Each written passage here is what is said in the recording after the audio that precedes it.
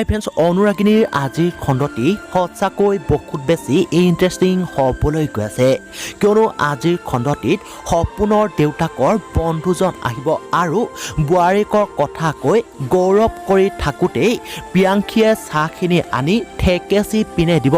এতিয়া বাৰু কোনোদিনাই কাম কৰি নোপোৱাৰ বাবে ইয়াত আহি বাৰে বাৰে আলহীক চাহ যোগান ধৰিবলৈ পাই প্ৰিয়াংশীয়ে দেউতাকহেঁতক এনেকুৱা ব্যৱহাৰ কৰিব নেকি?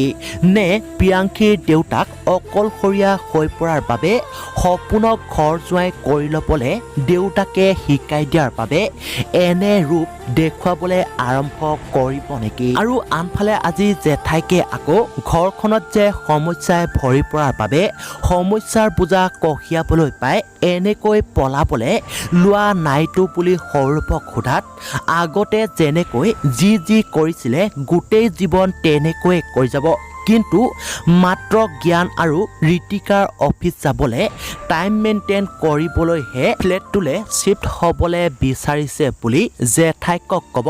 এতিয়া বাৰু জেঠাইকে পাৰ্মিশ্যন দি দিব নেকি? গতিকে এই সকলোবোৰ জানিবলৈ চাওক অনুৰাগিনী ধাৰাবাহিকখনৰ আজিৰ সম্পূৰ্ণ খণ্ডটি।